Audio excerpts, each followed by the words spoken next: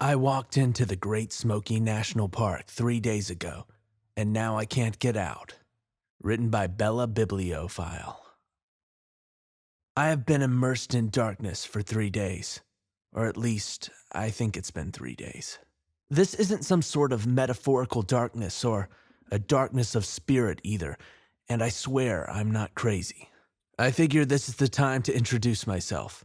My name doesn't matter, but all you need to know is that I'm your average college junior who is an avid hiker. I've hiked one trail every weekend since I was 15, so I know all of the best secluded spots around the country. I walked into the Great Smoky National Park 3 days ago. A trip meant to allow me peace and quiet, an escape from the academic life that had left me mentally drained. I didn't camp as often as I hiked, but after the stress of the semester, I was desperate for some time with Mother Nature. I was trying a new trail this time, a tip I took from a friend of mine who is also an avid hiker. It was supposed to be relaxing. At least, that's what the idiot at the ranger station told me. The trail was so basic a toddler could hike it without supervision. My mother urged me not to embark into the wilderness for a camping trip by myself, but being a brat, the idea of her disapproval just fueled the excitement for the trip. I was an adult and I was going to do it myself. God, I wish I could have just shut up. At first, walking through the white oak trees was serene. The backdrop was filled with chirping birds and chittering insects. During my hike, I even passed a stream so dainty that I could have plucked it straight out of Thoreau's work. I was beginning to achieve the level of clarity that I had been searching for. I was so pleased, as a matter of fact, that I could have left right then and there. But something about the surrounding wilderness and the whispering of the wind drew me to stay. It was only going to be for one night. God, I wish I had just gotten out. I found a perfect camping spot. It was atop one of the lower peaks of the trail, and it was nestled in between thick brushes of the trees. It was secluded, cool, and safe. I thought it was perfect. But as soon as night fell and the icy breeze began to blow, I knew something had gone terribly wrong. I knew I had been an idiot. I knew I should have listened to my mother. I knew I should have left. I knew it the minute I saw something staring at me. Night had just arrived and I was packing up and storing my kitchen utensils when I heard a rustling in the trees. It could have been the wind, at least my rational mind was telling me it was, but then I heard it. A chuckle. It wasn't the chuckle of a child receiving a piece of finely wrapped candy. It wasn't the chuckle of an adult trying to laugh at a humorless joke. This chuckle was cruel, throaty, filled with phlegm, and ranging in several octaves. I swear, I'm not crazy.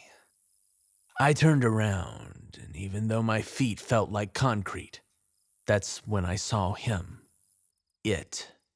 It was a massive, lanky thing.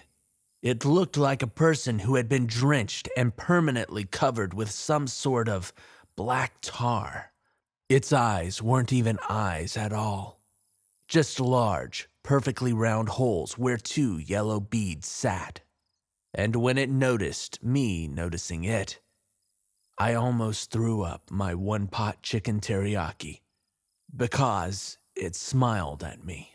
But it wasn't a regular smile, like the one you give the barista after she hands you your coffee. This was menacing and almost impossibly long.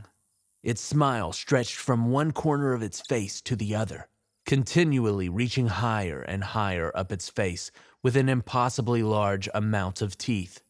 So there it stood, its lanky limbs wrapped around the tree, with only its head poking through to me.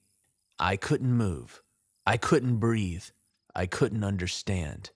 I think I might have said something or stepped forward because it then chuckled once more and skipped away from me into the forest, whistling. I swear I'm not crazy. I didn't sleep that night. I prayed that it wouldn't come back. I prayed that I would wake up and that this would just be a distant dream. But then, the sun didn't come up. 5 a.m. passed, 6 a.m. passed, then 7, then 8, The whole day had gone by, and I was still shrouded in darkness. The crappy Mickey Mouse watch that I wore ticking with each passing hour. I wasn't an idiot. I tried to find my way out. I ran, abandoning all my supplies, and I tried to find the beginning of the trail, but where the trail should have started, it just continued deeper into the forest. Again, I swear I'm not crazy. That night I stopped at the stream. It didn't seem so small anymore, and I tried washing the fear sweat out of my clothes. The atmosphere was cloaked in black, and the once gentle stream became terrifying. The murky water, still unmoving. No signs of life other than myself. I didn't want to, but the fear had made me stink, and as I stripped and dunked my body into the stream, I heard it again, the chuckle. My head whipped around trying to find the source of the noise, and it was futile for a bit. The darkness surrounded me, and this thing was basically a chameleon in it. But then I heard a soft, subtle splash. The thing was in the water with me. I felt tingles creep up my spine as I crossed my arms across my chest. I could feel its beady eyes piercing the back of my skull as it began to whistle that same song. I turned around slowly, hesitantly, and restrained my fear as my breath caught. It was in the water with me. It was watching me. Again. This time, its confidence was boosted. Before, it was like a fly on the wall or a squirrel, a safe distance away. But now it was arm's length away from me. I was trembling. It was almost completely submerged in the water, just showing the slit where its nose was supposed to be, up to the top of its head. I could tell that it was smiling because hints of white teeth were poking out of the murky water.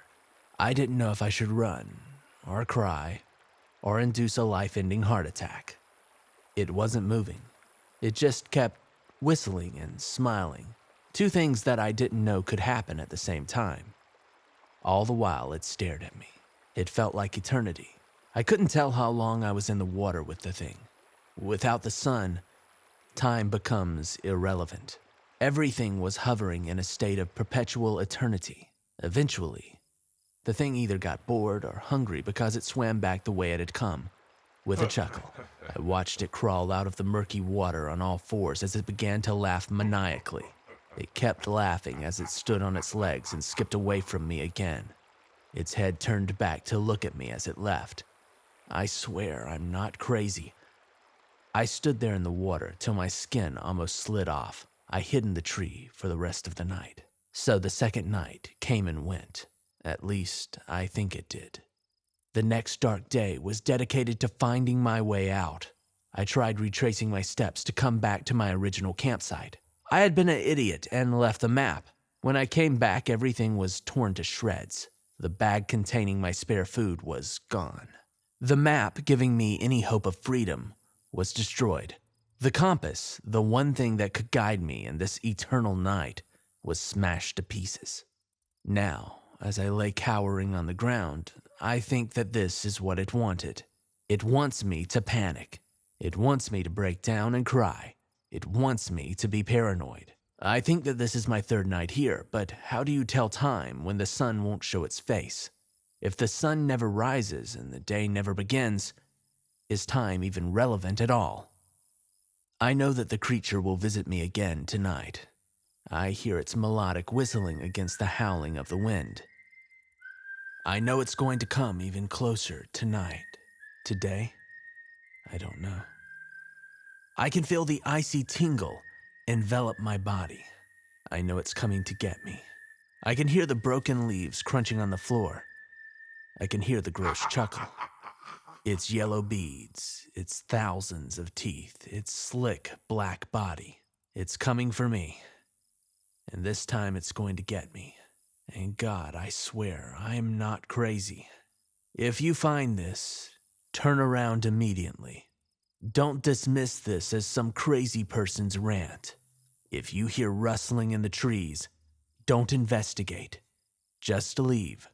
And if you hear the whistling, abandon everything and just run.